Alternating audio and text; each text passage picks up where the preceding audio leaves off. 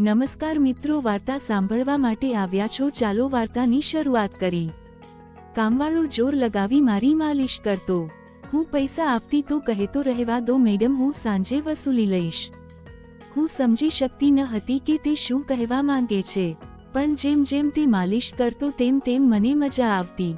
હું શાંતિથી ગાઢ નિંદ્રામાં પડી જતી, પણ એક રાત મને ઊંઘ ન આવી તો મારા હોશ ઉડી ગયા, કારણ કે તે રાત્રે કામવાળાએ માલિશ કરતી વખતે મારી સાથે જે કરતો તે જોઈને તમારા હોશ ઉડી જશે। હું ખૂબ જ સુંદર હતી, તેથી મારા લગ્ન કરી દીધા હતા। મારા સાસરિયાઓ ખૂબ જ અમીર હતા, તેથી મારા પતિએ મારી સેવા કરવા માટે ઘણી કામવાળી રાખી છે, પણ તેમનો એક કામવાળો ધીમે ધીમે મારી નજીક આવવા લાગ્યો હતો। તે કામવાળાએ મને કહ્યું કે હું ઘણા વર્ષોથી અહીં કામ કરું છું, તમારા સાસરિયાઓ મારી સાથે પરિવારના સભ્યની જેમ વર્તન કરે છે। તે સારો હતો, તેથી મેં પણ તેને વિશેષ મહત્વ આપવાનું શરૂ કર્યું। એક દિવસ તે મારા રૂમમાં આવ્યો અને હું હજુ પણ પથારીમાં ઊંઘી પડી હતી। તેણે મારી સામે જોયું અને કહ્યું, તમે સૂઈને થાકી ગયા હશો, જો તમને વાંધો ન હોય તો હું તમારા પગ દબાવું। આ સાંભળીને હું ચોંકી ગઈ। હું સુંદર અને યુવાન હતી, પણ મારા પતિ સિવાય મને ક્યારેય કોઈ પુરુષે સ્પર્શ કર્યો ન હતો, ન તો ક્યારેય કોઈ કામવાળા દ્વારા મારા પગ દબાવવામાં આવ્યા હતા। તેથી મેં તરત જ ના પાડી અને કહ્યું, ના, મને પસંદ નથી કે કોઈ અજાણ મને સ્પર્શ કરે। આ સાંભળીને તે શાંત થઈ ગયો અને મારા રૂમમાંથી બહાર નીકળી ગયો। પછી મને સમજાયું કે મેં તેને ખૂબ જ કડક જવાબ આપ્યો હતો। કદાચ તેણે પહેલા પણ મારા સાસરિયાઓમાં આવી વાતો કરી હશે, પણ મેં સ્પષ્ટ ના પાડીને તેનું દિલ તોડી નાખ્યું। વાસ્તવમાં હું ખૂબ જ દિલદાર વ્યક્તિ હતી, તેથી મને પાછળથી પસ્તાવો થવા લાગ્યો। હું તેના વિશે વિચારવા લાગી કે તે કામવાળો ખૂબ યુવાન અને સુંદર છે, મારે તેનાથી મારા પગ દબાવવા ન જોઈએ। કદાચ મારા પતિને આ ન ગમે। બીજા દિવસે પણ એવું જ થયું। કામવાળાએ મને ફરી એ જ વાત કહી। હું ખૂબ જ થાકી ગઈ હતી, તેથી મેં મારા પગને પલંગ પરથી નીચે ઉતાર્યા। તેને મારા પગ દબાવવા કહ્યું। આ સાંભળીને તે ખુશ થઈ ગયો, મારા પગ દબાવવા લાગ્યો। તે મારા પગ એટલા ધીરે ધીરે દબાવી રહ્યો હતો કે મને ફરીથી ઊંઘ આવવા લાગી। આ જોઈને તે કહેવા લાગ્યો, મેડમ, તમને ઊંઘ આવતી હોય તો તમે પલંગ પર સૂઈ જાવ, હું તમારા પગ દબાવતો રહીશ। હું પલંગ પર સૂઈ ગઈ। તે પલંગ પર મારા પગ પાસે આવ્યો અને તેને દબાવવાનું શરૂ કર્યું। તે પછી હું હોશ ગુમાવી બેઠી અને મને ખબર ન પડી કે હું કેટલા કલાક સૂઈ ગઈ। પછી જ્યારે મેં મારી આંખો ખોલી, મેં જોયું કે કામવાળો હજી પણ મારા પગ દબાવી રહ્યો હતો। આ જોઈને મને તેમના પર દયા આવી અને મેં મારો હાથ લંબાવ્યો અને મારા પર્સમાંથી કેટલીક નોટો કાઢી તેના હાથમાં મૂકી। આ જોઈને તે શરમાવા લાગ્યો। મેડમ, તમે મને પૈસા આપીને મને શર્મિંદા કરો છો, મારો પગાર સારો છે, મારે પૈસાની જરૂર નથી। જે સાંભળીને મેં તેને કહ્યું કે આ પૈસા તારી મહેનતના છે। આ સાંભળીને કામવાળો તે પૈસા લઈને મારા રૂમમાંથી બહાર નીકળી ગયો।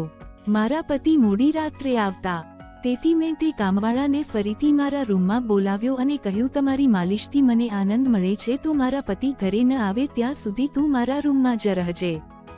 મારી વાત સાંભળીને તે ખુશ થઈ ગયો અને કહેવા લાગ્યો, હું ફક્ત તમારો જ સેવક છું, તમે જેમ કહો હું તેમ કરીશ। હું તમારા પગ દબાવતો રહીશ જેથી તમારો થાક દૂર થાય અને તમે હરવાશ અનુભવો। મેં તેને કહ્યું, તારા હાથમાં તો જાદુ છે, તેથી જ મારો બધો થાક દૂર થઈ જાય છે। તે કામવાળાએ મને કહ્યું કે ક્યારેક મારી પાસે તમારી સાસુજી પણ મસાજ કરાવતી। આ સાંભળીને હું ચોંકી ગઈ। મારા સાસુજી આવું બધું કરાવે તેવી તો ન હતી, પણ એ કામવાળો જૂઠો હોય એમ ન લાગ્યું। મારે સાસરે આવ્યાને 2 મહિના થવા આવ્યા હતા, એટલે મેં કામવાળાને પરખી લીધો હતો। તેણે મને હંમેશા સત્ય કહ્યું। મારા ઘરમાં કામવાળી પણ કામ કરતી હતી, પણ તે જુઠ્ઠી અને બેઈમાન હતી। પણ આ કામવાળો ઘરનો જૂનો નોકર હતો, તેથી જ મને તેના પર વિશ્વાસ હતો। તે મારા રૂમમાં આવે ત્યાં પણ તે આંખો નીચી રાખતો। તે મારા શરીરને સ્પર્શ કરતો, પણ તેનો ઈરાદો ખરાબ ન હતો। હવે આવું રોજ રાત્રે થતું। એક દિવસ મેં મારા પતિને કહ્યું કે જ્યારથી અમારા લગ્ન થયા છે ત્યારથી અમે ક્યાંય બહાર ગયા નથી। આ સાંભળીને મારા પતિએ કહ્યું કે જ્યારથી અમારા લગ્ન થયા છે ત્યારથી તમે પણ આખો સમય સૂતા રહો છો। હું રાતે ઘરે આવું ત્યારે પણ તું ગાઢ નિંદ્રામાં હોય છે। દિવસ દરમિયાન મારી પાસે સમય નથી અને હું રાત્રે ઘરે આવું તે પહેલા તમે સૂઈ જાઓ છો. આ સાંભળીને હું મનમાં વિચારવા લાગી કે આ બધું કામવાળાના માલિશને કારણે જ થઈ રહ્યું છે. આ મારા પતિની ફરિયાદ હતી. મારે રોજ રાત્રે મારા પતિ માટે જાગવું જોઈતું હતું. તેથી મેં આજે નક્કી કર્યું રાત્રે જો કામવાળો મસાજ માટે પૂછશે તો હું ના પાડીશ, જેથી હું સૂઈ નહીં અને મારા પતિ ના આવે ત્યાં સુધી જાગતી રહીશ. સાંજ પડી ત્યારે મેં સ્નાન કર્યું અને સરસ તૈયાર થઈ અને દુલ્હન બનીને પલંગ પર બેઠી. જ્યારે કામવાળો મારા રૂમમાં આવ્યો ત્યારે તેણે મને મસાજ માટે કહ્યું પણ મેં સ્પષ્ટ ના પાડી દીધી. મારી વાત સાંભળી તે ઉદાસ થઈને પાછો ચાલ્યો ગયો. થોડીવાર પછી કામવાળો ફરી મારા રૂમમાં આવ્યો અને તેના હાથમાં દૂધનો ગ્લાસ હતો. મેં ખાધું ન હતું તેથી મેં તેને તરત પી લીધું. મારા પતિની રાહ જોવા લાગી પણ મને ઊંઘ આવી ગઈ. સવારે જ્યારે હું જાગી ત્યારે કામવાળો મારા રૂમમાં આવ્યો અને કહેવા લાગ્યો, મેડમ નાસ્તો લાવું. આ સાંભળીને મેં મારા પલંગ તરફ જોયું જે ખાલી હતો. મારા પતિ તેના કામ પર ચાલ્યા ગયા હતા. આ જોઈને કામવાળો કહેવા લાગ્યો કે સરને જરૂરી કામ હતું તેથી નાસ્તો કર્યા પછી તે ચાલ્યા ગયા. એ સાંભળીને મારો મૂડ બગડી ગયો. હું આખી રાત તેની રાહ જોતી રહી પણ સવાર પડતા તે ચાલ્યા ગયા. મેં કામવાળાને કહ્યું મારા માટે ચા લાવો અને તે રૂમની બહાર નીકળી ગયો. પછી મેં મારા શરીર તરફ જોયું ત્યારે મને આઘાત લાગ્યો હતો. રાત્રે તો મેં દુલ્હનના કપડાં પહેર્યા હતા પણ હવે મારા શરીર પર બીજા કપડાં હતા. મારું માથું ભારે થવા લાગ્યું કે આગલી રાત્રે મારી સાથે શું થયું હતું અને મારા રૂમમાં કોણ હતું. તેણે મારી સાથે શું કર્યું તે વિશે વિચારીને મને ચક્કર આવી ગયા. પણ મને કંઈ યાદ આવ્યું નહીં. હું નર્વસ થવા લાગી. મારું માથું પકડી રાખ્યું. મારું આખું શરીર દુખતું હતું. તેથી જ્યારે કામવાળો ચા લાવ્યો ત્યારે મેં તેને મારું શરીર દબાવવાનું કહ્યું. આ સાંભળીને તે બેડ પર આવીને મને દબાવવા લાગ્યો. તે દિવસે હું મોડે સુધી પથારીમાં પડી રહી. તે દિવસે મારા પતિ અચાનક ઘરે આવ્યા. જ્યારે મેં તેને જોયા ત્યારે હું તેના પર વરસી પડી કે હું આખી રાત તમારા માટે જાગતી રહી પણ તમે ના આવ્યા. આ સાંભળીને મારા પતિ કહેવા લાગ્યા, પણ હું રાત્રે રૂમમાં આવ્યો ત્યારે તું ગાઢ નિંદ્રામાં હતી એટલા માટે મેં તને જગાડી નથી. આ સાંભળીને મને આશ્ચર્ય થયું કે તો મારા કપડાં કોણે બદલાયા છે અને સંપૂર્ણ ઊંઘ હોવા છતાં મારું શરીર કેમ દુખે છે. હું મૂંઝાઈ ગઈ. મારા પતિ કહેવા લાગ્યા, ઓકે મૂળ બગાડવાની જરૂર નથી. મારે આજે રાત્રે કોઈ કામ માટે બહાર જવાનું છે તેથી મને મોડું થઈ શકે છે. પણ અત્યારે મારી પાસે 3-4 કલાક ફ્રી છે. જો તમે ઈચ્છો તો અમે અત્યારે ક્યાંક બહાર જઈ શકીએ છીએ. આ સાંભળ્યા પછી મારો મૂડ ઘણો સુધરી ગયો અને હું રાતવાળી વાતને ભૂલીને ખુશ થઈ ગઈ. લગ્ન પછી આ પહેલી વાર હતું કે હું મારા પતિ સાથે ક્યાંક બહાર જઈ રહી હતી. હું ઝડપથી તૈયાર થવા લાગી જ્યારે મારા પતિ કારમાં બેઠા અને મારી રાહ જોતા હતા. તે સમયે કામવાળો મારા રૂમમાં આવ્યો અને મને પૂછ્યું, મેડમ તમે ક્યાંક જાઓ છો? આ સાંભળીને મેં તેને કહ્યું કે હા, પણ તમે કેમ પૂછો છો? આ સાંભળીને કામવાળો બોલવા લાગ્યો, હું તમારો નોકર છું, પરંતુ હું તમને સલાહ આપીશ કે બહાર ન જાવ કારણ કે તમારું શરીર થાકી જશે. આ સાંભળીને મને ગુસ્સો આવ્યો અને મેં તેને કહ્યું કે તું મારો કામવાળો છે, મારો પતિ બનવાનો પ્રયત્ન ન કર. આટલું કહી હું ચાલી ગઈ. ખબર નહીં હું શેના પર ગુસ્સે હતી. મેં કામવાળાને બહુ ઠપકો આપ્યો. તે પણ સમજી ગયો હતો કે તે ફક્ત કામવાળો છે. તેથી જ જ્યારે હું ઘરે આવી ત્યારે તે મારી સામે ન આવ્યો. મારા પતિએ મને ગેટ પર મૂકી દીધી અને પાછા બહાર ગયા. જ્યારે હું અંદર આવી તો મારું આખું શરીર ખૂબ જ દુખતું હતું. કદાચ મારા શરીરને મસાજ કરવાની આદત પડી ગઈ હતી. તેથી જ રાત પડતા જ હું મસાજ માટે તરપવા લાગી. પણ મેં તે કામવાળા પર ગુસ્સો કર્યો તેથી જ આજે તે મને માલિશ કરવા ન આવ્યો. પરંતુ મને તેની જરૂર હતી તેથી મેં એક કામવાળીને બોલાવી અને તેને કામવાળાને બોલાવવાનું કહ્યું. થોડીવાર પછી કામવાળો મારા રૂમમાં આવ્યો. મારા પલંગ પર બેઠો અને ચૂપચાપ પગ દબાવવા લાગ્યો. આ જોઈને મને શરમ આવી ગઈ. મેં તેને ખૂબ ખરાબ રીતે ઠપકો આપ્યો હતો. તેને ચૂપ જોઈને હું કહેવા લાગી, તે સમયે શું થયું હતું તે મને ખબર ન હતી. તેથી મેં તમને ઘણું કહ્યું પણ હું ઘણા દિવસો પછી મારા પતિ સાથે ક્યાંક બહાર જઈ રહી હતી. તેથી મને તમારું રોકવું ગમ્યું નહીં. તો મને માફ કરજો. હું તેની મેડમ હતી અને તેને આ કામ માટે પૈસા પણ આપતી હતી, પણ મારામાં માનવતા હજી જીવિત હતી. તેથી જ મેડમ હોવા છતાં મેં કામવાળા પાસે માફી માંગી, કારણ કે તે કામવાળો હોવા છતાં માણસ પણ હતો. મારી વાત સાંભળીને તે કહેવા લાગ્યો, હું તમારો કામવાળો છું. આ કામ માટે હું તમારી પાસેથી પગાર લઉં છું, તેથી જ તમને બધું કહેવાનો અધિકાર છે. આ સાંભળીને હું ચૂપ થઈ ગઈ, પણ મેં નક્કી કર્યું કે હું ભવિષ્યમાં હવે આવું કંઈ નહીં કહીશ. તે મોડી રાત સુધી મને માલિશ કરતો રહ્યો અને પછી હું સૂઈ ગઈ. કામવાળો મારા રૂમમાંથી ક્યારે નીકળી ગયો અને મારા પતિ ક્યારે ઘરે આવ્યા તેની મને ખબર ન રહી. હું સવારે ઉઠી તો મારા પતિ બાથરૂમમાં હતા અને બહાર જવા માટે તૈયાર થઈ રહ્યા હતા. હું આશ્ચર્યથી તેની સામે જોવા લાગી. મને ખબર નથી કે આ દિવસોમાં મારી સાથે શું થઈ રહ્યું હતું કે મારા પતિ ક્યારેક રૂમમાં આવ્યા તેની મને ખબર પણ ન પડી. હું વિચારવા લાગી કે આ કામવાળાના માલિશમાં એવો કયો જાદુ છે કે જ્યારે મારા પતિના આવવા પહેલાં જ તે મને માલિશ કરે તો હું અચાનક ગાઢ નિંદ્રામાં પડી જાઉં. હું સવારે જાગું ત્યારે મારા માથાના ભારને કારણે હું ચાલી શકતી ન હતી, પરંતુ મેં મારા પતિને આ વાત કહી ન હતી, કારણ કે હું ઈચ્છતી ન હતી કે તેને ખબર પડે. મેં એક પુરુષ પાસેથી મસાજ લીધી હતી. એક દિવસ મારા પતિ દિવસ દરમિયાન ઘરે જ રહીને ઘરના બધા કામવાળા દ્વારા કરાવ્યા, પણ તેને મારા રૂમમાં ન આવવાનો દીધો. કામવાળો પણ ઘરના બધા કામ કરતો રહ્યો અને મસાજના વિષયનો કોઈને પણ ઉલ્લેખ ન કર્યો.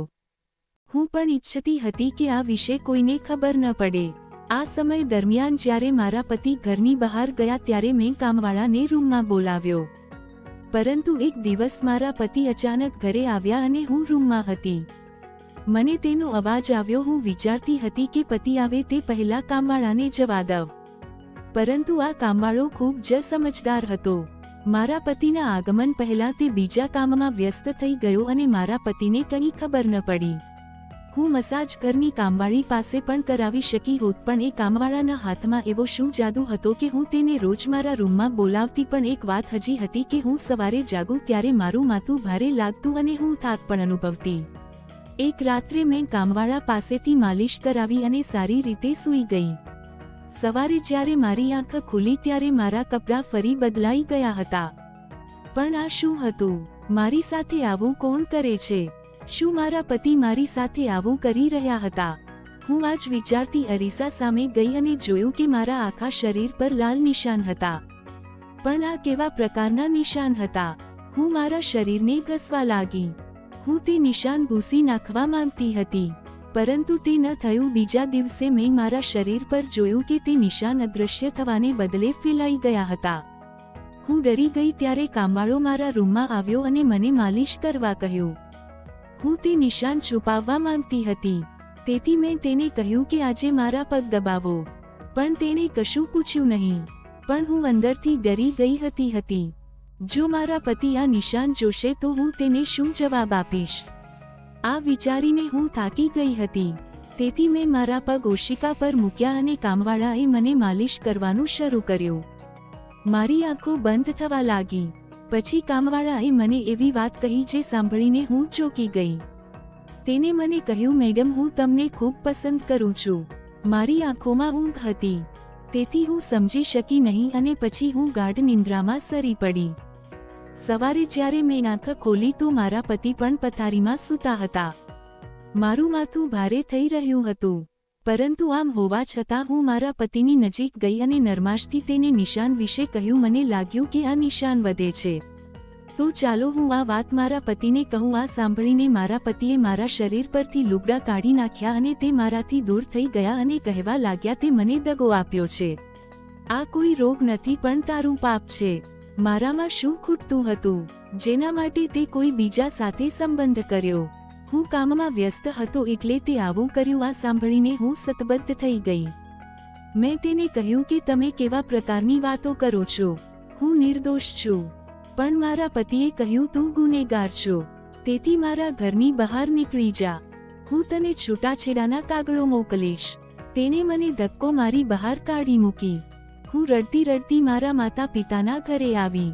તેમને મારી નિર્દોષતાની ખાતરી આપી. તે મારા હતા, તેથી તેણે મારા પર વિશ્વાસ કર્યો. તેણે કહ્યું કે તે મારા પતિ સાથે વાત કરશે, પરંતુ તે જતાં પહેલા છૂટાછેડાના કાગળો આવ્યા. મારી સુંદર હસતી દુનિયા બરબાદ થઈ ગઈ. આ માટે કોણ જવાબદાર હતું? હું ઘણા દિવસો સુધી રડતી રહી. મેં પથારી પકડી લીધી.